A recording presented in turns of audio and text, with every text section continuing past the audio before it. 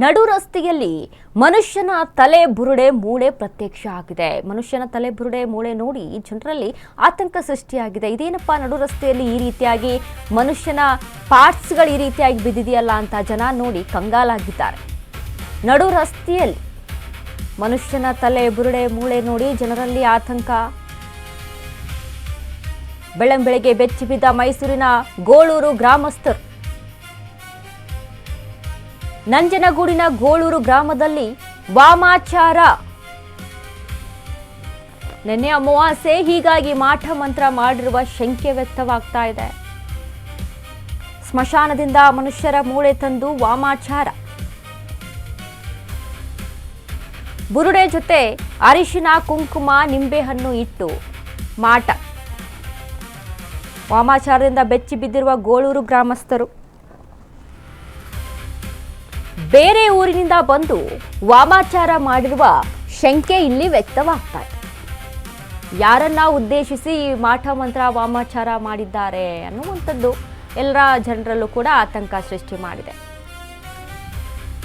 ನಡು ರಸ್ತೆಯಲ್ಲಿ ನೋಡಿ, ಯಾವುದೊಂದು ರಸ್ತೆಯಲ್ಲಿ ಈ ರೀತಿಯಾಗಿ ಮನುಷ್ಯನ ಬುರುಡೆ ಮೂಳೆಗಳಿದ್ದೇವೆ ಅಂತ ಅಂದಾಗ ಯಾರಲ್ಲೂ ಕೂಡ ಟೆನ್ಷನ್ ಶುರುವಾಗುತ್ತೆ ಮತ್ತು ಹಲವಾರು ಪ್ರಶ್ನೆಗಳು, ಅನುಮಾನಗಳು ಸೃಷ್ಟಿ ಆಗುತ್ತೆ. ಏನಪ್ಪ ಈ ರೀತಿಯಾಗಿ ಆಗ್ಬಿಟ್ಟಿದೆ ಅಂತ. ಬಟ್ ನಿನ್ನೆ ಅಮಾವಾಸ್ಯೆ ಅನ್ನುವಂಥ ಕಾರಣಕ್ಕಾಗಿ ಈ ವಾಮಾಚಾರ ಅನ್ನುವಂಥದ್ದು ನಡೆದಿರುತ್ತೆ ಅನ್ನುವಂಥದ್ದು ಕೂಡ ಮತ್ತೊಂದು ಕಡೆ ಜನರ ಆತಂಕ.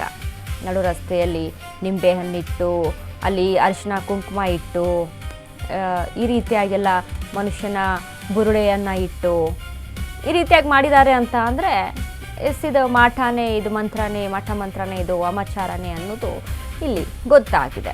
ಇನ್ನು ಯಾರಿಗಾಗಿ ಮಾಡಿಸಿರ್ಬೋದು ಅನ್ನುವಂಥ ನಿಟ್ಟಿನಲ್ಲಿ ಹಲವಾರು ಶಂಕೆಗಳು ವ್ಯಕ್ತವಾಗ್ತಾ ಇದೆ.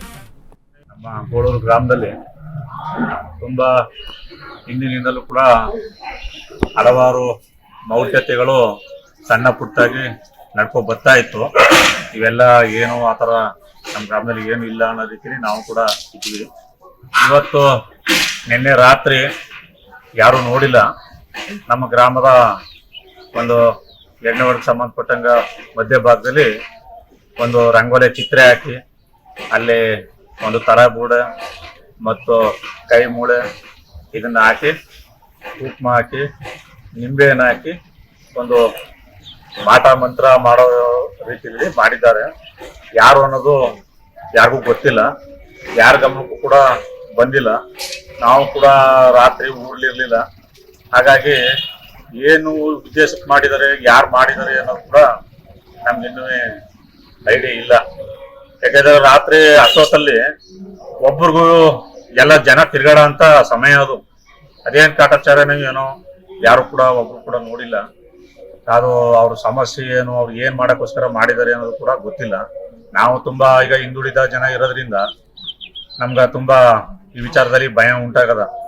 ಆದ್ರಿಂದ ಈ ತಾಲೂಕು ಆಡಳಿತ ಸ್ವಲ್ಪ ಇದ್ರ ಕಡೆ ಗಮನ ಕೊಟ್ಟು ಈ ಮಾಟ ಮಂತ್ರ ಮಾಡೋರು ಯಾರು ಅನ್ನೋರನ್ನ ಪತ್ತೆ ಹಚ್ಚಿ ಅವ್ರ ಮೇಲೆ ಸೂಕ್ತ ಕ್ರಮ ತಗೊಂಡು ನಮ್ಮ ಗ್ರಾಮದ ಜನರಿಗ ಸ್ವಲ್ಪ ನೆಮ್ಮದಿ ಸಿಕ್ಬೇಕು ಅನ್ನೋ ರೀತಿಲಿ ಸ್ವಲ್ಪ ಕೆಲಸ ಮಾಡ್ಕೊಡ್ಬೇಕು ಅಂತ ನಾನು ತಾಲೂಕು ಆಡಳಿತನ ಈ ಮೂಲಕ ಆಗ್ರಹಿಸ್ತೀನಿ. ನಮ್ಮ ಗೋಳೂರು ಗ್ರಾಮದಲ್ಲಿ ತುಂಬಾ ಹಿಂದಿನಿಂದಲೂ ಕೂಡ ಮಾಟ ಮಂತ್ರ ವಾಮಾಚಾರ ಅಂತ ಅಂದ್ರೆ ಇವತ್ತಿಗೂ ಇದೆಯಾ, ಇವತ್ತಿನ ದಿನಮಾನದಲ್ಲೂ ಕೂಡ ಈಗಿನ ಜನರೇಷನ್ ಕೂಡ ನಂಬುತ್ತಾ ಅಂತ ನೋಡಿದ್ರೆ ಅಫ್ಕೋರ್ಸ್ ಪಾಸಿಟಿವ್ ಎಷ್ಟರ ಮಟ್ಟಿಗಿರುತ್ತೆ, ನೆಗೆಟಿವ್ ಕೂಡ ಅಷ್ಟರ ಮಟ್ಟಿಗಿರುತ್ತೆ ಅನ್ನೋದು ಎಲ್ಲರೂ ಕೂಡ ಇರುವಂಥ ಒಂದು ನಂಬಿಕೆ.